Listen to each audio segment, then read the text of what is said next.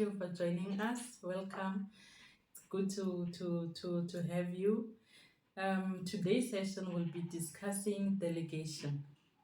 In terms of the NEC, who is delegated and what role or limits there are in terms of each delegation.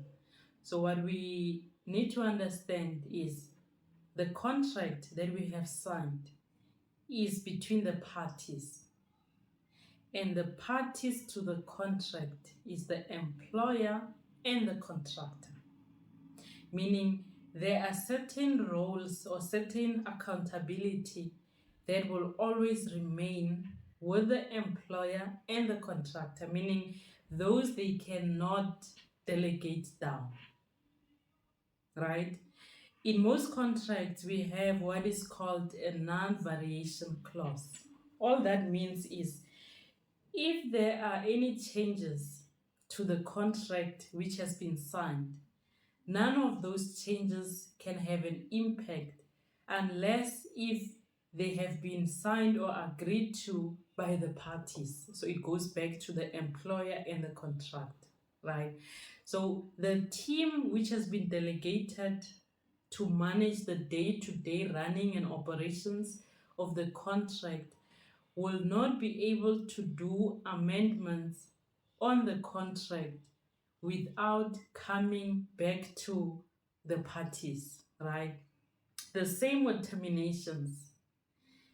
The project manager on his or his own, or even the contractor's rep, the one delegated by the main contractor, the contractor on site, or the contractor's rep and the project manager, they cannot decide and implement and finalize a termination of a contract without involving the employer and the contractor.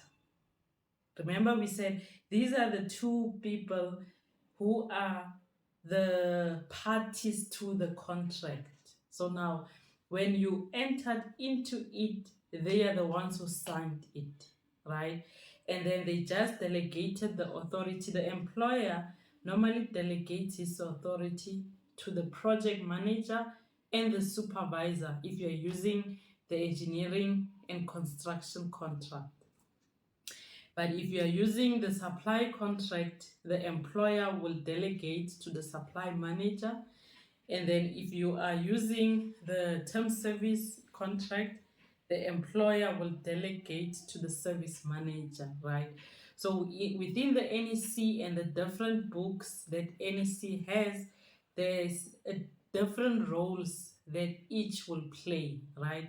So the employer will not be involved in the day-to-day administration of the contract. Those tasks and decisions which have to be made by the project manager or supervisor will be done so. And then they will be doing that acting in the best interest of the employer.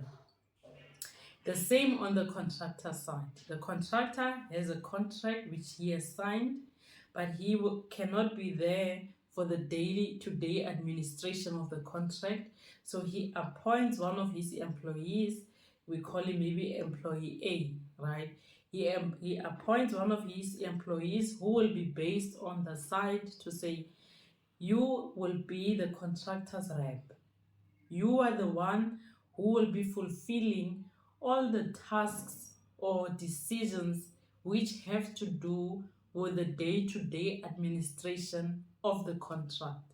So now it means the contractor's rep on site and the project manager and the supervisor are the two people that are actually meeting quite often to make sure that the scope of work and the works information and whatever else that has been agreed to by the parties actually gets to happen. These are the two role players, right? So now what I've said is termination. The project manager will need to notify the employer. The same with the contractor's rep, because As the parties to the contract, you don't want to hear after the contract is terminated to say, by the way, you don't have a contract anymore. It was terminated ages ago, right? So for termination to happen, it needs the involvement of the parties. For any changes to the contract, it will need the involvement of the parties. If there's any dispute where things are not going well, right?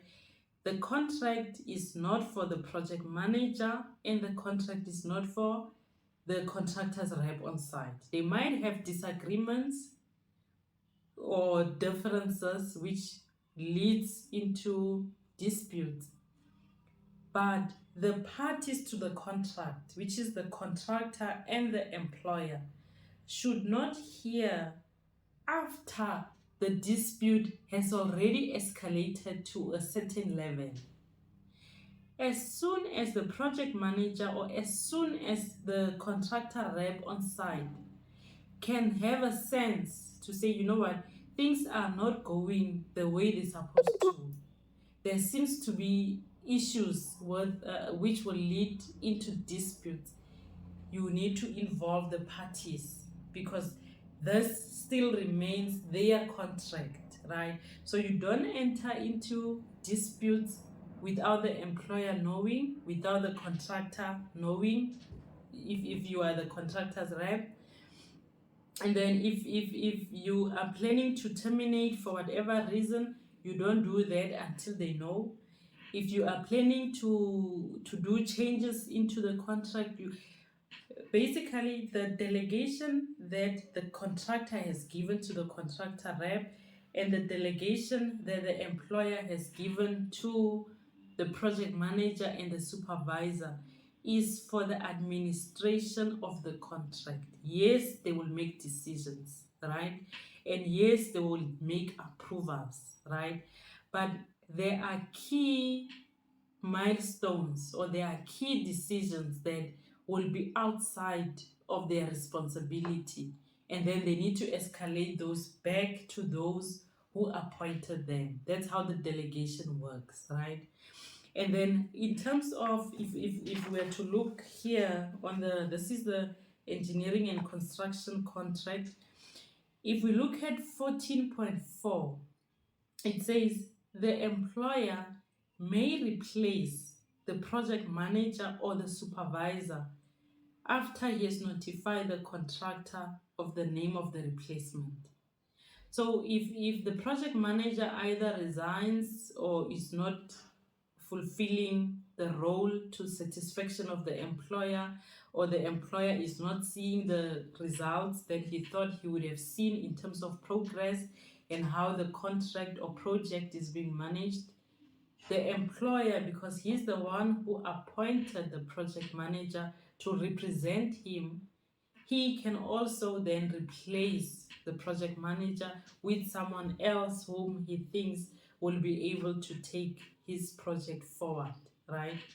The same with the contractor. If the contractor has appointed or delegated one of his employees to represent him, but the contractor can see that his interests are not being sufficiently satisfied, he can recall the contractor's rep and replace him with someone else. Or if he resigns for whatever reason, he can be replaced, right?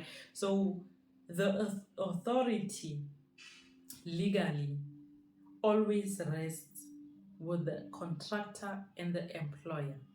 Now, the people that are delegated, let's say you're the project manager, contract manager, the supervisor, or the contractor's rep. When you go on leave, like for now, remember we are in the December, January long holiday period, you don't go away with the delegation. If you know you are going to be offsite for 3 weeks or 2 weeks or whatever period, you need to exercise. If you look at the NEC, it's 14.2. Subclause 14.2 says the project manager and the supervisor may notify the contractor after notifying the contractor, may delegate any of their actions and may cancel any delegation, right? So in terms of 14.2, the project manager, if you will be away for whatever reason, maybe you're on leave, you don't just put the auto reply on the email to say, I'm away, so and so is standing in for me. No. You can't be away on leave, but the delegation is still in your name. If the delegation is still in your name, it means the rightful person to be responding if there are any notifications or submissions that are coming through from the contractor is still you. So the first thing that you need to do as the project manager or the supervisor when going away, beside putting the email auto reply, we know most of us, we put the auto reply to say, I'm not available, I'll be coming next week, or I'll be coming next year, such and such, right? That's not what we are referring to, because when we refer to communication in terms of NEC, you have to issue it in the language and in the context of what NEC requires. So that auto reply message, it's not you delegating any of your authority to anyone, right? If you are going on leave and will not be part of whatever outage or maintenance or engineering works that will be happening during this period, you can't be sitting home with that delegation.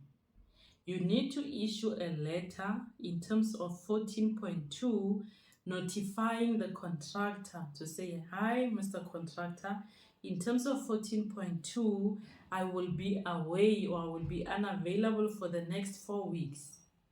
In the next 4 weeks, the person who will be standing in for me with full delegation is XYZ, right? That is an official authorized delegation, right? Signed by yourself and whoever else that would have authorized you, if it means the employer and such. But you don't go and leave with the assumption that your email auto reply somehow will resolve your delegation, right? We'll discuss the risks that has on the next video that will be dealing with communication. But for this specific one on delegation, please do not go on leave with your delegation. Otherwise, no one is going to be able to be there for the employer, right? Because all of us can write letters, but if we are not the ones appearing as the project manager, then we all don't have authority. You are the one with authority, but you are away, right? So we are responsible. We are in charge of our contracts. We are doing things right? So what we do is you go on leave, first issue the letter, reference subclause 14.2, indicate who you are delegating for that period, which means it starts from where that delegation ends from where, then when you come back, you are fine, right? Because remember, if you are away and the delegation is still in your name, then if there's any engineering scope change required, if there's any instructions or anything else that comes through, no one will be able to do it but you.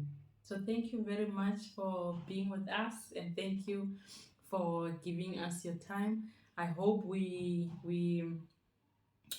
have learned something,